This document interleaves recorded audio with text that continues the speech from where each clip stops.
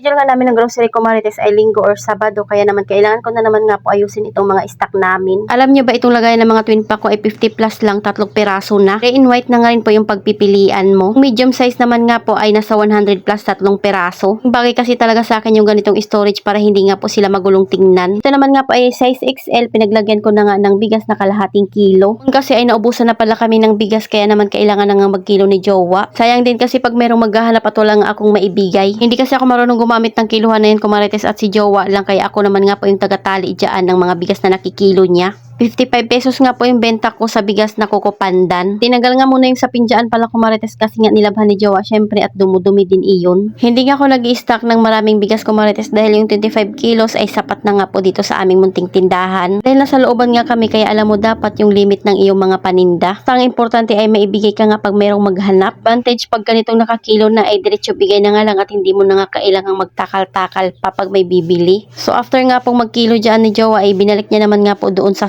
ako. Kalahating kilo ay nilagay ko lang sa organizer dahil meron nga rin pong naghahanap ng kalahating kilo sa amin. Kung ang sinasabi ko Marites na talagang gamit na gamit ko sa tindahan itong mga ganitong mga lagayan. Kaya naman nire-recommend ko rin talaga sa inyo. Ito naman nga po ay ngayong umaga lang, syempre, at kailangan ko nga mag-restock at maglinis ng kaunti dito sa tindahan. Ang masyadong kalat dahil araw-araw naman nga po ako nagliligpit dito. Kailangan ko lang mag-refill doon sa mga organizer para alam ko na nga kung ano yung mga bibilhin ko mamaya or kinabukasan. Kaya magbubukas na nga rin po ako ng bintana para makasirculate naman yung hangin. Ito talaga si Panda, akala mo'y buntot kung saan nga ako magpupunta abay nakasunod. Nakabukas yung pintuan namin dyan at hindi nga po siya nakatali. Sabi ko nga sa inyo ay may sariling ang utak iyan. Nalabas siya kung gusto niya, uuwi naman kung gusto niya rin. Bihira lang naman siya lumabas kumarates, siguro pag naboboring siya dito sa bahay namin. Siyempre at pagbintahan na nga muna natin yung ating customer. Offer nga ako sa kanya, sabi ko nga sa kanya may nabili nga pa akong XL to plus size na mga sando. Kasi yung in-order ko dahil akala ko yun pa rin yung size ko pero hindi na pala siya kasya sa akin at maluwag na. Kaya sabi ko sa kanya isa ulian niya na lang. Mura lang din kasi talaga nito kumarites at 4 pa nga po yung binili ko dahil buy one take one na nga po iyan. Sobrang stretchable nito kumarites ay talaga namang maluwag siya sa akin. Dahil gusto ko siya kaya naman pagkadating nga ng order ko ay nag-order na naman kaagad ako. Ang presko niya kasing suotin pero yung na-order ko nga ay hindi kasya sa akin, buti na nga lang siyang at pumayag na sa ulian niya itong pagkabili ko. Syempre at sinukat ko nga rin po yung size na para sa akin. Itong size ko nga kumarites ay medium to large na lang at hindi na nga rin po XL to plus size. Ganda lang kasi nito kumarites meron na nga rin pad yung kanyang pinakasando. Sabi ko nga sa kanya bago niya kuhain i-flex ko muna sa inyo kasi talagang magkakasya sa'yo kung plus size ka nga or di kaya XL size. So ngayon yung mga o-orderin ko palang damit ay mga medium na to large, hindi na nga XL to plus size. Pumayag naman siya na sa ulian niya pero hindi ko nga muna binigay kasi nga sabi ko nga i-flex ko muna.